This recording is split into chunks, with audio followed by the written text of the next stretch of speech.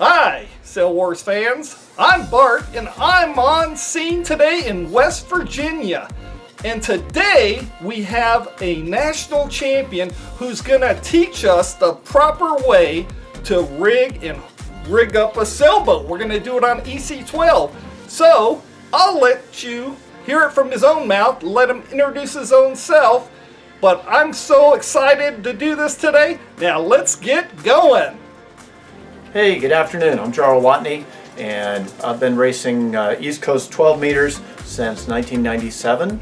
I've raced in 16 nationals and been in the top 3 7 times and won 2 of them. And Bart asked me to talk on Sail Wars about how to help basic skippers set up their boat for basic racing of sailboats. This is not going to be highly technical. I'm just going to go through how to make it easy to get your boat on the water and to have it not be the problem. So, first thing first, the sails, they're your engine. Treat them with respect. They will last longer. Be nice to them. One of the worst things for sails to make them age fast is not what you do with them on the water. It's how you store them and where you store them. You don't want to keep them in a hot car, and also when you put them away, make sure you take the luff tension, that's the leading edge of the main, off so it's loose, because otherwise that stretches over time and it can never be fixed. You have to buy a new set of sails. So when you get to the lake, there's some wind, and I'm going to show you the basic one-man technique just to put up your sails on the boat. It's actually very simple, and always I find it very methodical to just always be on the same side of the boat, whichever side you want to be on, but do it that way every time. So you set it up, so you lay the rig down, so the bottom of the mast is here, that's on the ground, and I hold my booms together with a little piece of Velcro. There's lots of ways of holding those together depending upon what kind of material you have. And it just keeps them from flopping around. And what I do is, first thing, I take the jib, swing it over. Obviously when I'm putting it away after racing, I put it away the opposite. But first thing is bring it over, hook up the jib to the jib track. That part's done. And by the way, when you're outside in the wind, best place to aim your bow is not straight into the wind, but so that you're a little bit so that if the wind is coming here, I would have the boat rotated that way. So you want to have the wind a little bit on the side you're on. So then the next part is get your shrouds and the backstay. I do mine really simple, not high tech. And I use a long piece of covered wire and just zip them all together. I want to find it later, so I wrap that around the boat's cradle. Next thing I go to is the backstay, and hook up the backstay, keeping it loose. And now I've got the front and the back set up. Now the next thing is just to get the offside lower shroud. And you should already know where you're going to put those. I'll talk about those later when we talk about the rig setup. But hook on that clevis. And now you've got 3 attachments. And just lift up your rig carefully. Remember, the backstay is still loose. Put your mast into the mast step.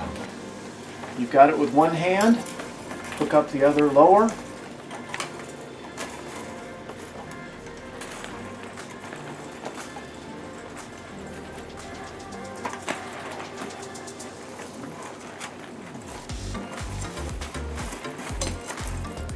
And yes, the wires can get to be a pain. Hook up the other lower, and guess what? Mast will stay by itself. Now I've tightened that just a little bit so you're just being held there. Now you can take your time on setting up the upper shrouds.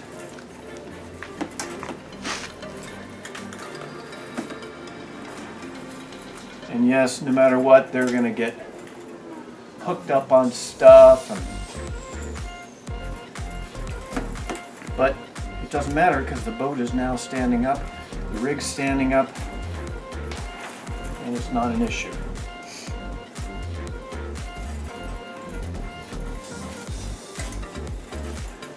And I typically don't attach the clevis for the uppers until I have both of the spreaders attached. And then I come down and put them where I've already decided they're going to be.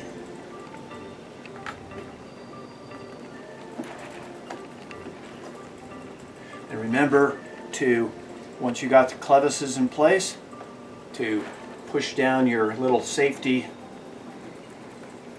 rings. I use just grommets cut in half, and that just helps one more level of security to hold things, and so the clevises have less chance of popping off. Now, the next thing you can do is hook up your sheets. Lots of different ways of putting sheets on. I won't worry about which method is used at this point. I'm old school. I'm still using the FM radio, which means I need an adjustment here on the boat for my bowsies, or for my sheet length. And by the way, when you put your 12 meter away, the good thing to do is to, right before you shut off the boat and the radio, is to sheet out all the way. What that does is that makes the elastic tensioner last longer inside, because that means the elastic is looser while it's in storage waiting for the next race that you're going to go to.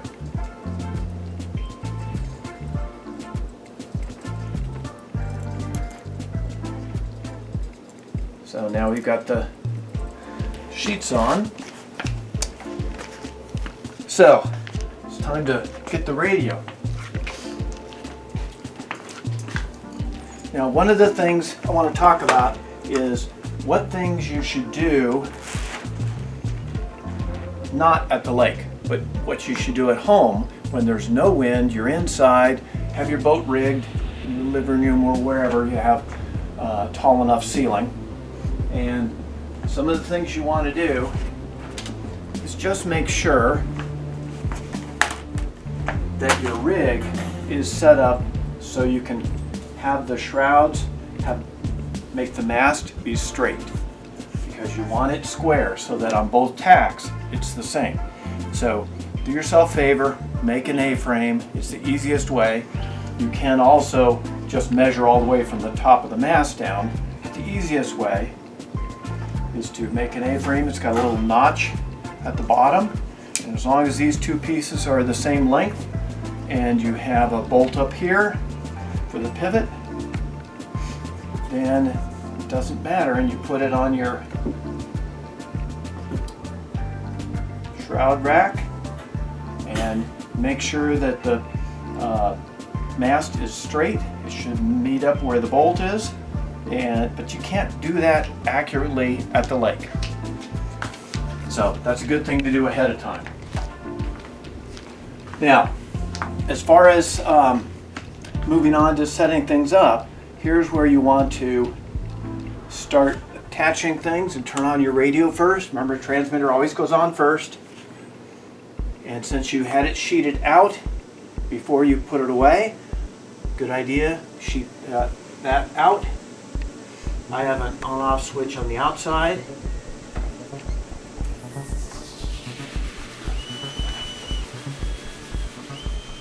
And go ahead and sheet in.